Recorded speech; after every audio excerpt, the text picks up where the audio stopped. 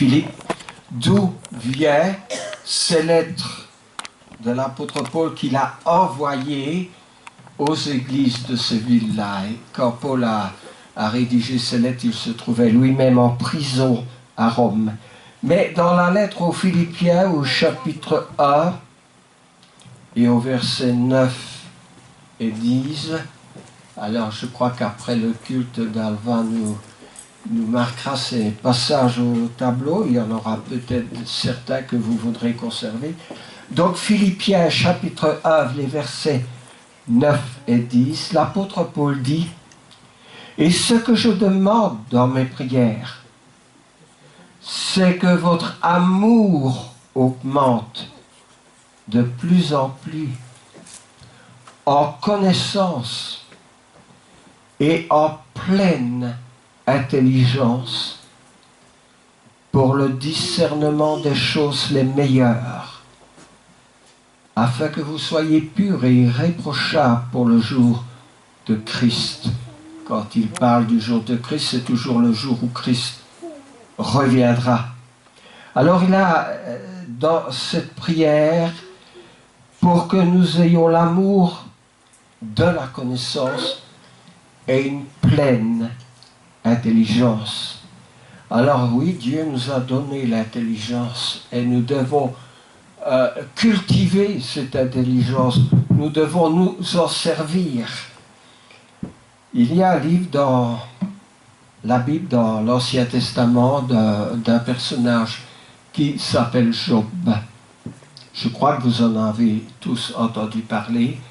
Job est un personnage qui a vécu avant Moïse.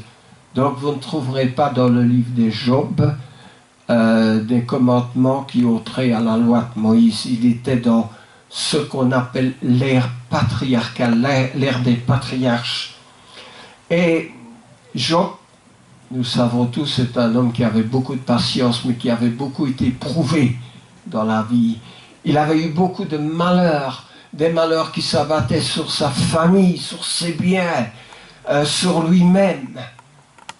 Et je crois que si nous avions la 10e partie des malheurs de Job, nous serions en train de nous plaindre, de perdre notre foi, de renier Dieu, de critiquer. Nous serions malheureux, nous serions peut-être en train de verser des larmes. Eh bien, Job a beaucoup entendu des discours, ses amis sont venus le consoler. Sa femme lui disait, mais maudit Dieu, il n'y a pas de Dieu, les choses qui t'arrivent sont si terribles. Mais dans les discours qu'avait Job pour répondre à ses amis, à la fin, Dieu reprend Job. Comme Dieu peut reprendre chacun de nous lorsque nous faisons des erreurs. Et il dit à Job, il reprend Job d'avoir obscurci ses desseins. Alors je lis le passage, c'est en Job 38. Job 38 et les versets 1 et 2. Nous arrivons presque à la fin du livre de Job, là dans le 38e chapitre. L'Éternel répondit à Job du milieu de la tempête et dit, « Qui est celui qui obscurcit mes desseins par des discours sans intelligence, s'intéresse comme un vaillant homme? Je t'interrogerai et tu m'instruiras. » Eh bien, ce que nous faisons quelquefois, c'est je ne vais pas dire d'embêter Dieu, mais d'obscurcir ses desseins. Parce que Dieu ne fait rien sans intelligence. Et à ce moment-là, quand il reprend Job, il fait voir à Job une comparaison entre l'intelligence de Dieu et l'intelligence de l'homme. Il dit, « Où étais-tu quand je fondais la terre, dit Dieu? Dis-le si tu as de l'intelligence. Qui en a fixé les dimensions? Le sais-tu, Job? Ou qui a étendu sur elle le cordeau? Sur quoi ces bases sont-elles appuyées? Ou qui en a posé la pierre angulaire? Et tout le chapitre, Dieu est en train d'interroger Job et de montrer à Job que par rapport à l'intelligence de Dieu, il est très petit.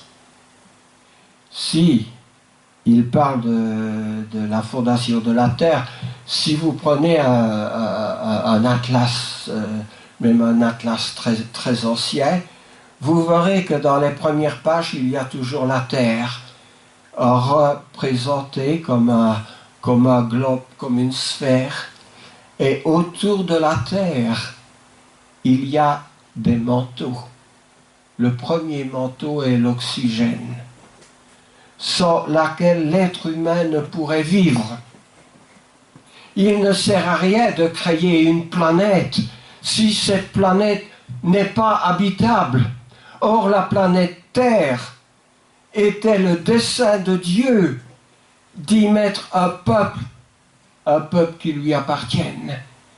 Et puis, il y a d'autres manteaux protecteurs autour de la Terre, sans laquelle tous les objets venant de l'univers pourraient venir se fracasser sur la terre. Mais cela n'est pas possible. Dieu a prévu dès la fondation. Il a prévu quoi? Dieu a prévu notre sécurité, notre bien-être.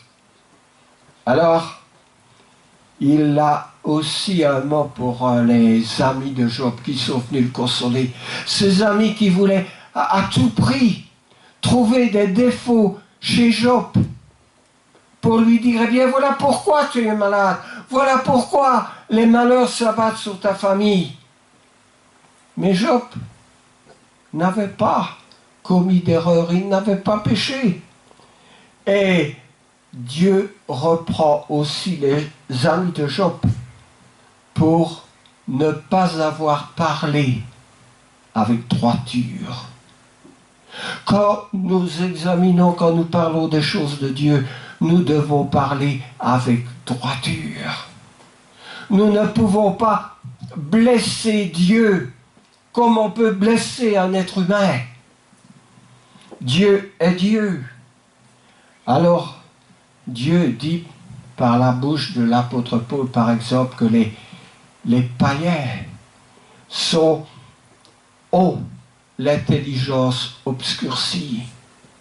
Et quelqu'un qui n'a jamais une pensée pour les choses de Dieu, pour les bonnes choses qui arrivent ou qui entourent l'être humain, il y a un blocage. L'être humain ne pense qu'au plaisir. Il ne pense qu'aux choses de la chair, aux satisfactions, qu'elles soient sexuelles ou autres. Ils ont l'intelligence obscurcie. Et quand Jésus parle sur la terre, quand Jésus dit au sujet des gens irrespectueux, il dit ce sont des aveugles qui conduisent des aveugles, et ils tomberont tous les deux dans le trou. Alors ne nous laissons pas conduire par des aveugles. Et quand l'apôtre Pierre et les apôtres viennent demander à Jésus, mais explique-nous un peu cette parabole, qu'est-ce que Jésus dit? Jésus est-il content en disant, asseyez-vous autour de moi, je vais recommencer ces explications? Non, Jésus leur dit, vous aussi, êtes-vous encore sans intelligence? Parce que Dieu nous a donné l'intelligence pour saisir ce qu'il dit. Et quelquefois, nous devons nous interroger quand Dieu parle.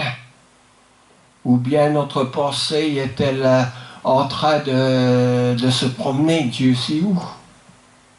Et puis dans le livre de Job aussi, au 39e chapitre, Dieu parle des oiseaux. Et en l'occurrence de l'autruche, qui est un de ces grands oiseaux en quelque sorte. Et dans le chapitre 39, entre les versets 17 et 20, eh bien, Dieu dit aussi, dans Psaume 39, 17 à 20, je lis. Les lotus le couvrent de leur ombre, les saules du torrent de l'environnement. Que le fleuve vienne à déborder, il ne s'enfuit pas. Que le Jourdain se précipite dans sa gueule, il reste calme. Est-ce à force ouverte qu'on pourra le saisir? Ou est-ce au moyen des filets qu'on lui passera le nez? Prendras-tu le crocodile à l'hameçon? Saisiras-tu sa langue avec sa corde? Je crois que je suis un petit peu dans des versets à côté. Donc, il ne faut pas... pardon, je suis au verset 4, au chapitre 40. C'est le chapitre 39. Alors, Job 39, 17 à 20. J'ai marqué... Alors, je lis. Mais l'autruche, voilà, nous y sommes à l'autruche, abandonne ses œufs à la terre et les fait chauffer sur la poussière. Elle oublie que le pied peut les écraser, qu'une bête des champs peut les fouler. Elle est dure envers ses petits comme s'ils n'étaient point à elle. Elle ne s'inquiète pas de l'inutilité de son enfantement. Pourquoi? Pourquoi Dieu dit-il ça? Eh bien, tout simplement car Dieu lui a refusé la sagesse. Il ne lui a pas donné l'intelligence en partage. Nous voyons ici la différence entre l'animal et l'être humain. Dieu a donné à l'être humain l'intelligence en partage. Alors, Dieu nous instruit plus que les bêtes de la terre. Il dit cela en Job au chapitre 35, au verset 11, et je lis ce verset 11. Il rend à l'homme selon ses œuvres, il rétribue chacun selon ses voies. Alors, le verset aussi, qui nous instruit plus que les bêtes de la terre et nous donne l'intelligence plus qu'aux oiseaux du ciel? Dieu nous donne l'intelligence plus qu'aux oiseaux du ciel et qu'aux bêtes de la terre. Alors, David disait dans les psaumes, au psaume 32, verset 9, « Alors ne soyez pas comme un mulet sans intelligence. » Dieu veut que nous nous servions de l'intelligence. Et dans ce chapitre, il dira que l'intelligence nous aide à nous préserver contre les paroles douceresses de l'étrangère. Mais nous n'allons pas rester dans le livre de Job. Qu'est-ce que nous avons vu dans le livre de Job? Nous avons vu une différence entre l'homme et l'animal. Nous avons vu que Dieu a l'intelligence parfaite et que Dieu nous a donné une part de son intelligence pour que nous puissions saisir des choses qui sont essentielles. Et parmi ces choses essentielles, quand nous allons dans le livre de Timothée, alors là nous allons encore retrouver l'apôtre Paul en 1 Timothée au chapitre 2, les versets 3 et 4, eh bien, nous lisons ceci. Au verset 3, « Cela est bon et agréable à Dieu devant notre Sauveur, qui veut que tous les hommes soient sauvés et parviennent à la connaissance de la vérité. Car il y a un seul Dieu et aussi un seul médiateur entre Dieu et les hommes, Jésus-Christ. Amen. Dieu veut que tous les hommes soient sauvés et parviennent à la connaissance de la vérité. Comment allons-nous parvenir à la connaissance de la vérité? Avec l'intelligence que Dieu nous a donnée. Parce que la vérité comporte un ensemble de choses qui est donné dans la parole de Dieu par l'Esprit de Dieu.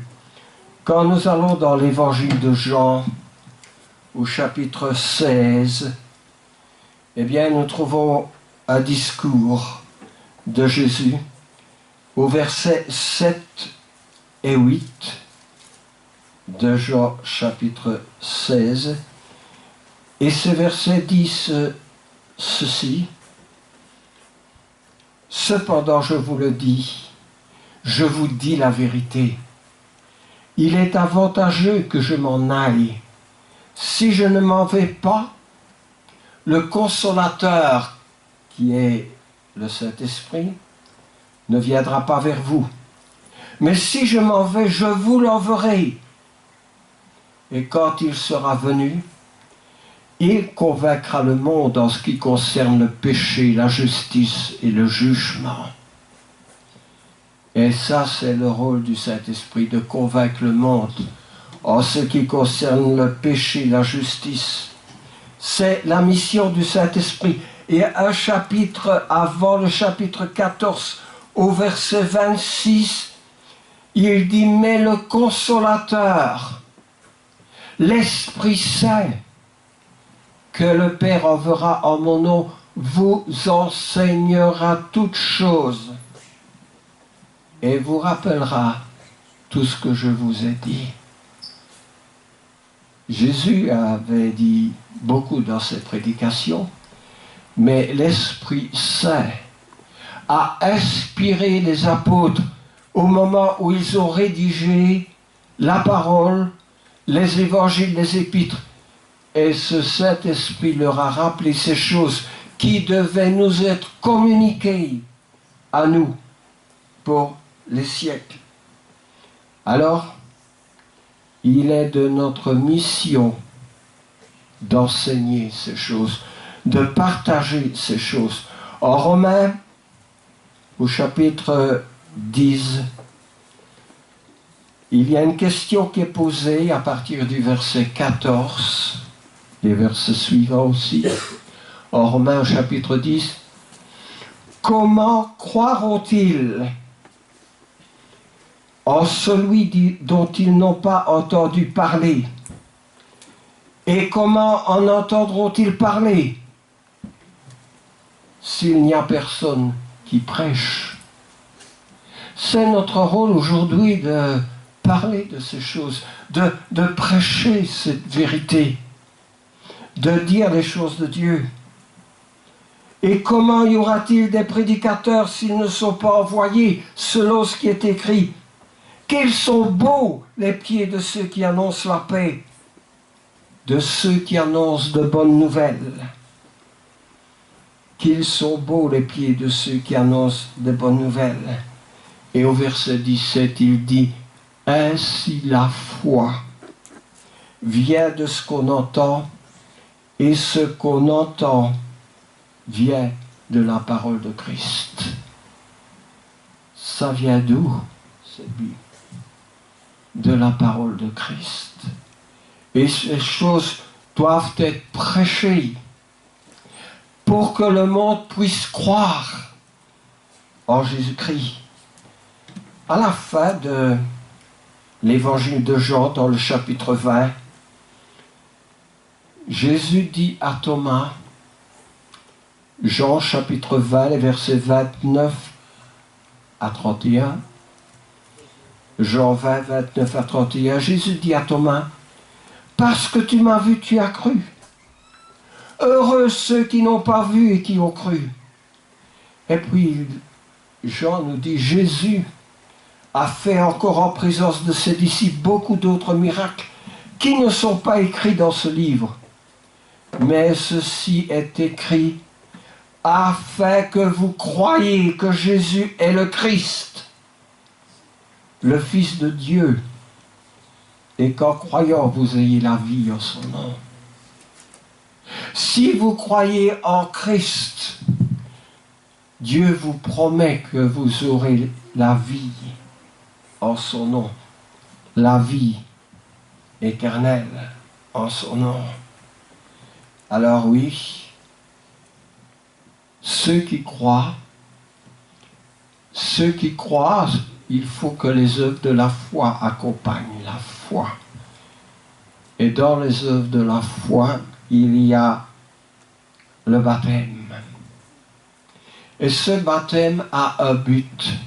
Je ne parle pas de ce qu'on appelle un baptême en versant quelques gouttes d'eau sur la tête d'un enfant.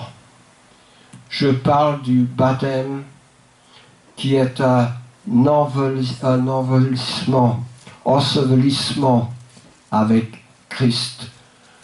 En Colossiens au chapitre 2 au verset 12, l'apôtre Paul dit aussi aux chrétiens de la ville de Colosse, Colossiens 2, 12, ensevelis avec lui par le baptême, vous êtes aussi ressuscités en lui et avec lui par la foi en la puissance de Dieu qui ressuscite les morts.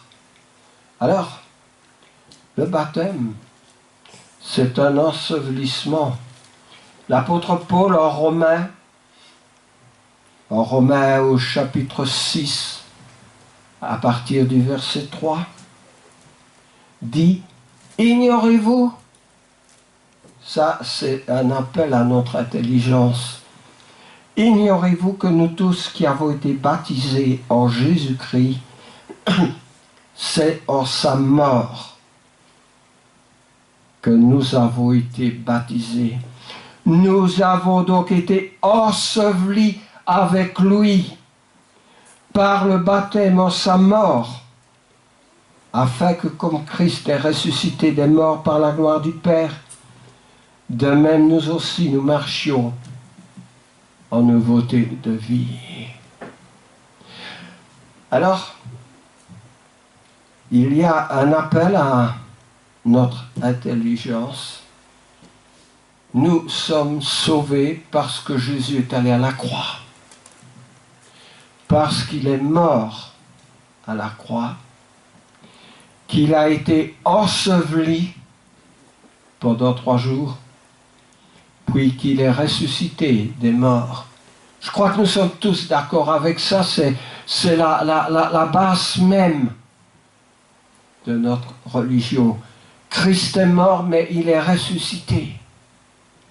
Alors il est mort pour que nous puissions avoir accès à la vie éternelle, pour que nos péchés soient pardonnés. Mais Jésus dit aussi, celui qui croira et qui sera baptisé sera sauvé. Et l'apôtre Pierre, en parlant du baptême, dit que c'est pour le pardon de nos péchés. Jésus ne nous demande pas d'être cloués sur une croix, de présenter nos mains, nos pieds, notre côté avec des cicatrices, comme si notre corps avait été percé. Ça, Jésus, il l'a fait pour nous. Mais ce qu'il nous demande, ce qu'il vous demande, n'est-ce pas, c'est cet acte symbolique qui est une conformité à sa mort et à sa résurrection dans les eaux du baptême. Ah oui, Jésus, je suis content, tu es allé à la croix, c'est bien dommage, toutes les souffrances qu'on t'a imposées, mais merci pour le pardon des péchés. Et quand Jésus nous demande symboliquement de faire un acte conforme à ce qu'il a souffert endurer, ah non, le baptême, non, j'ai besoin de réflexion.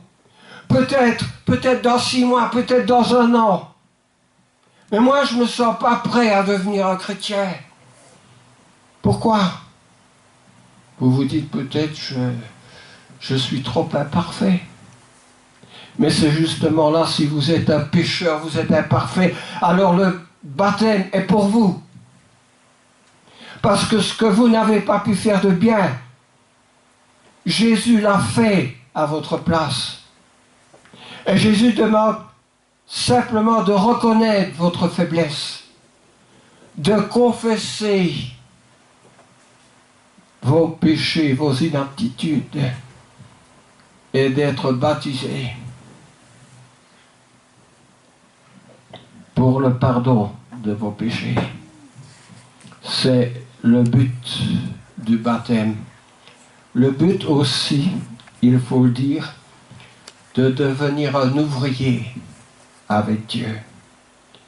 Et là, je tiens fort à cette dernière pensée quand nous allons avec l'apôtre Paul dans l'épître aux Corinthiens, 1 Corinthiens chapitre 3, et quand nous allons lire entre les versets 6 à 9, l'apôtre Paul dit: j'ai planté, Apollos a arrosé, mais Dieu a fait croître. Il ne nous demande pas, il ne nous donne pas la responsabilité de faire croître. Il nous demande simplement de planter.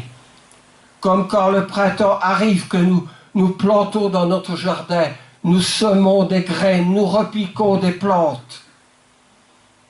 Apollos a arrosé, mais Dieu a fait croître. Ainsi, ce n'est pas celui qui plante qui est quelque chose, ou celui qui arrose, mais Dieu qui fait croître. Celui qui plante et qui arrose ne faut qu'un, chacun recevra selon sa propre récompense, selon son propre labeur. Alors j'aime ce petit verset 9. Car nous sommes ouvriers avec Dieu. Vous êtes le champ de Dieu, l'édifice de Dieu. C'est notre mission de travailler avec Dieu. Nous travaillons avec Dieu. Et quand il y a des activités de Dieu, ne nous excusons pas. Considérons-le. Ne prétextons pas lorsqu'il y a des activités pour visiter notre tante, notre frère, aller au cinéma, aller au restaurant, faire de la coiffure, faire n'importe quoi, plutôt que de recevoir les enseignements de Dieu. Jésus dit: allez, baptisez-les au nom du Père, du Fils et du Saint-Esprit et enseignez-leur. Dieu nous a donné l'intelligence pour que nous puissions saisir les choses de Dieu. Et Dieu veut qu'avec cette intelligence, nous puissions progresser. Nous ne sommes pas des oiseaux, nous ne sommes pas des autruches. Alors, il se peut que nous ne connaissions plus notre mission. La Bible dit qu'en devenant chrétien, nous devenons une race de prêtres. Une race de prêtres.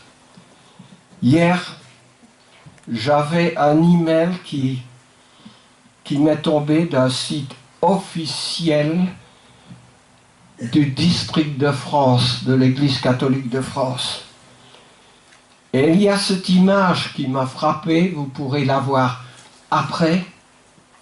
C'est le prêtre qui est le plus haut gradé de France et qui dit: quelle est donc la mission du prêtre? Ils ne savent plus. Ils constatent qu'ils ne connaissent plus quelle est leur mission. Il serait dommage que nous, chrétiens, nous ne connaissions pas la mission de Dieu qui nous est attribuée. Parce qu'un jour, nous allons rencontrer le Seigneur, nous allons devoir lui rendre des comptes. Alors travaillons avec Dieu, n'est-ce pas? Je voudrais faire un appel à la fin de cette prédication, parce qu'il y en a peut-être qui voudraient devenir chrétiens. Et il y en a qui sont morts pour ce titre, qui ont été aux arènes, qui ont été persécutés, qui ont été brûlés, jetés aux bêtes sauvages, et qui n'ont pas renié leur foi. Heureusement, nous vivons dans un siècle où nous n'avons plus besoin d'être traînés dans une arène et de mourir à cause du simple fait que nous sommes chrétiens. Ceux-là, pendant les siècles, leurs biens étaient confisqués. Ils étaient emprisonnés. Nous n'avons pas cette tentation aujourd'hui, mais juste le courage de dire: Seigneur, je t'appartiens. Je veux devenir un chrétien. Vous avez ce matin cette possibilité de devenir un chrétien. Ne la ratez pas, cette possibilité. Nous allons chanter un cantique d'appel. Jonathan, tu as préparé peut-être le cantique? Oui, je le savais.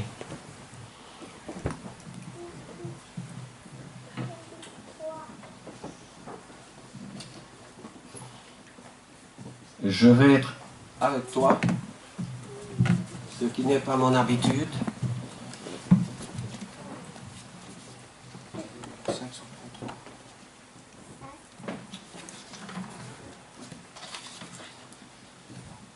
Oui, c'est parfait ce cantique. Je vais prendre le mien. 533. Le numéro 533.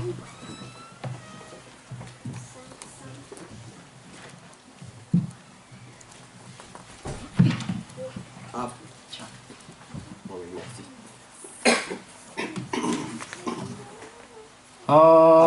Après les 3, oui. Tu t'arrêtes une seconde et je place l'oralement.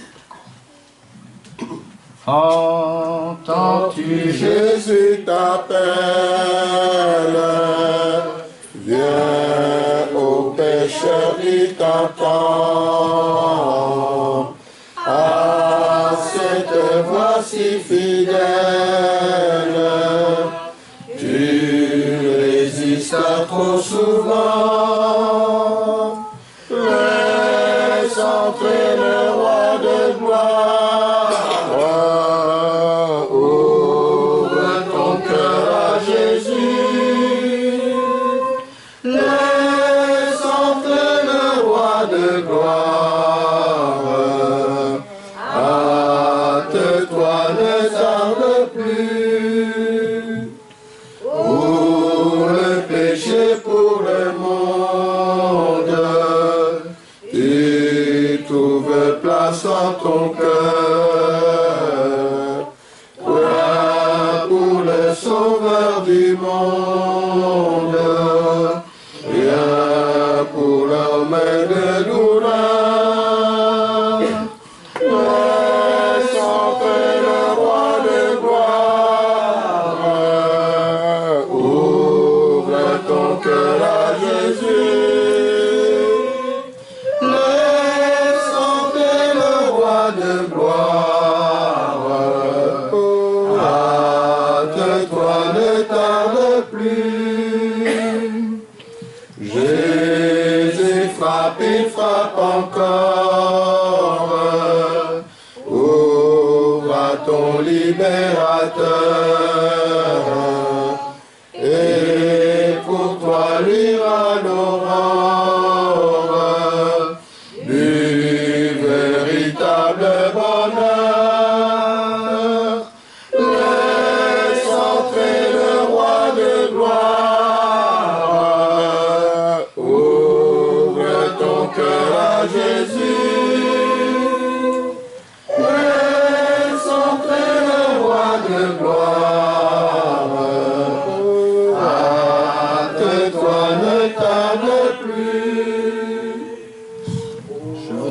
juste à ajouter ceci, que le baptême nous donne le don du Saint-Esprit. L'apôtre Paul dit que c'est le Saint-Esprit qui a ressuscité Jésus d'entre les morts quand il était dans la tombe.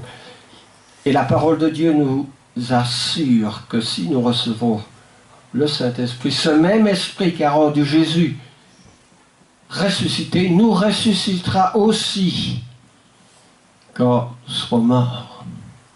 Alors je vais vous demander de vous lever tous maintenant, ceux qui le peuvent. Et si vous décidez de vous donner à Christ et d'être baptisé, ne vous inquiétez pas si vous avez des vêtements ou pas, mais restez debout pour indiquer votre décision. Après le chant, vous restez debout si vous voulez, lorsque les autres s'asseiront. Aujourd'hui c'est jour de grâce, ne comptez pas sur demain, pendant que ton sauveur passe, saisis sa puissante main, laisse entrer le roi de gloire, ouvre ton cœur à Jésus, laisse entrer le roi de gloire, hâte-toi, ne tarde plus.